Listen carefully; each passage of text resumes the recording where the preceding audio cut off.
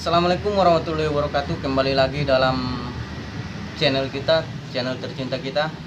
Kali ini kita akan membahas sesuatu yang pelik dan semakin sulit, yaitu perekonomian yang kita rasakan saat ini.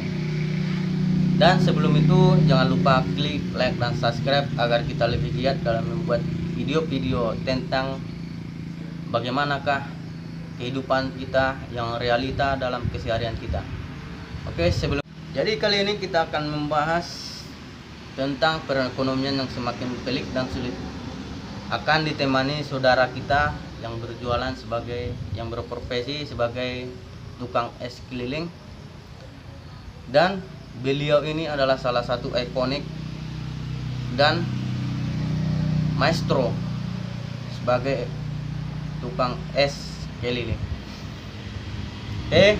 Kali ini kita akan bersama dan ditemani oleh Bang Peri Rangkuti. Waktu dan tempat kami persilakan. Oke, selamat sore Bang Dan. Ya, selamat sore. Kali ini kita akan menanyakan banyak hal kepada beliau.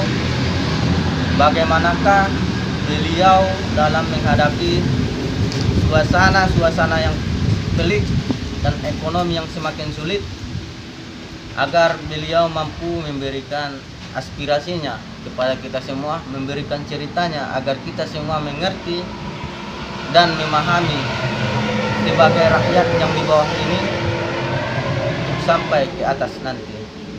Ya, kali ini saya akan bertanya, bagaimanakah saudara melakukan atau merasakan situasi yang semakin pelik ini dalam pandemi corona ini.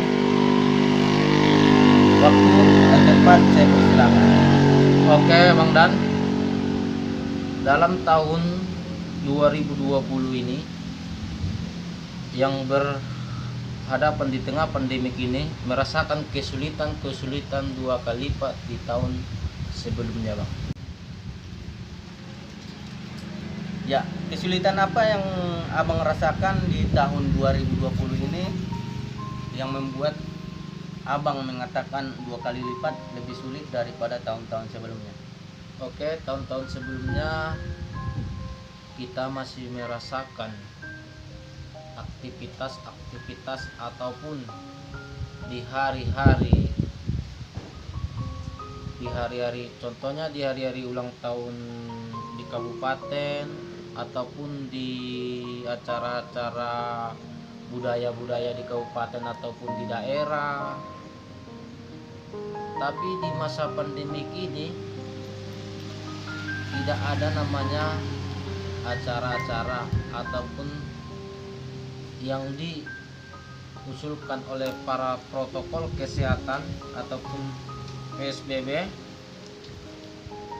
itu sangat berimbas pada penjual keliling. Ya, imbas yang paling besar itu berdasarkan dari segi apa Bang? Oke, berdasarkan dia di ini piginya untuk petani karet. Petani karet ini juga merasakan kesulitan dua kali lipat dibandingkan tahun-tahun sebelumnya. Jadi para petani ini juga merasakan kesulitan seperti kayak mana kita merasakan juga. Ya, soalnya berimbas juga pada penjual keliling ataupun penjual yang ke rumah itu sangat fatal berimbasnya. Iya. Jadi dalam situasi seperti ini, dari abang yang berada di tengah-tengah para petani karet yang merasakan bagaimanakah para petani melalui hari-harinya dalam menapaki kehidupan yang semakin pelik, yang semakin sulit, untuk memberikan harapan dan aspirasinya kepada pemerintah agar pemerintah semakin teliti terhadap rakyat kecil, khususnya para petani, yang untuk membangkitkan para perekonomian rakyat seperti kita ini. Oke, kepada himbauan pemerintah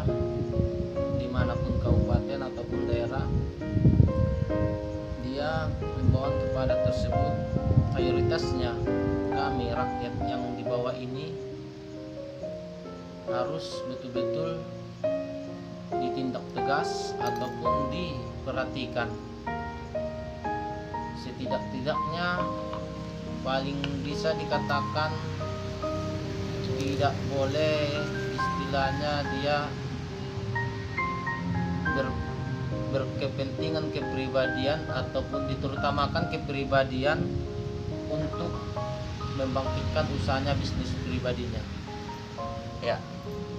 Seterusnya saya akan bertanya kepada saudara tentang apa yang pernah dikatakan oleh pemerintah tentang bantuan atau BLT. Seperti yang kita ketahui, menurut saudara apakah itu telah merata atau sepenuhnya belum merata? Ya, itu betul ada. Tapi bantuan yang dari pemerintah ataupun bantuan yang tersebut diajukan dari pemerintah itu tidak merata didapatkan masyarakat terutamanya masyarakat perantau. Ya. Maksudnya tidak merata itu seperti apa, Bang?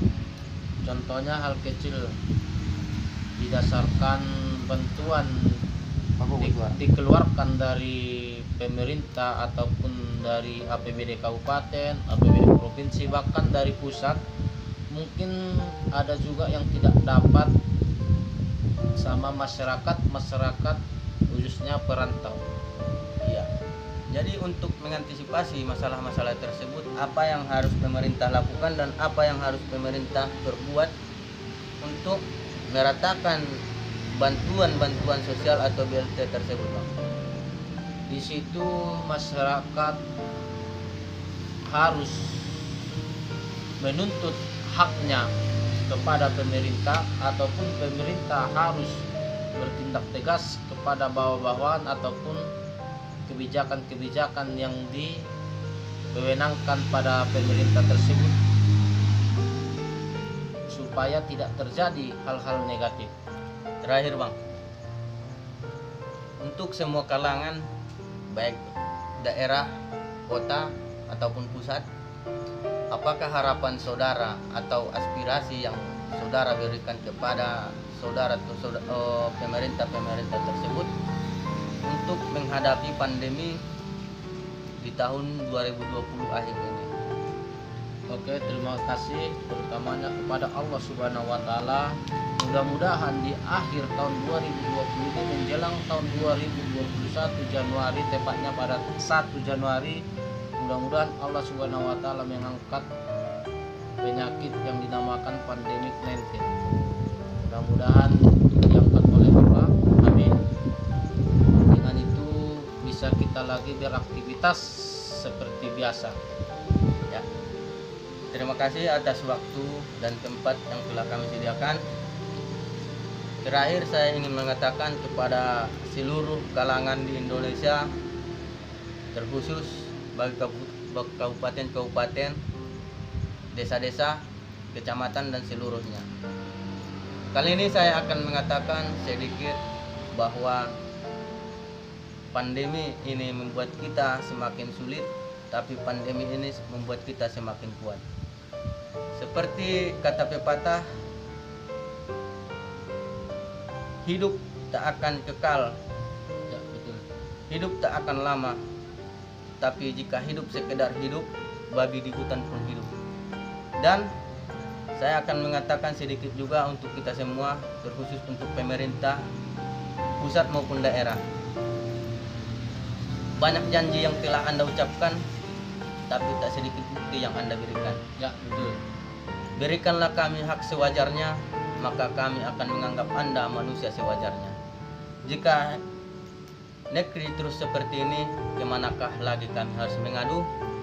Kemanakah kami harus berkeluh kalau bukan kepada para pemimpin? Dan selamat untuk hadirnya pemimpin-pemimpin baru, baik di kabupaten, daerah, dan sebagainya. Pesan untuk para pemimpin baru, jadilah pemimpin yang adil, pemimpin yang bermartabat, yang rendah hati, dan juga dermawan.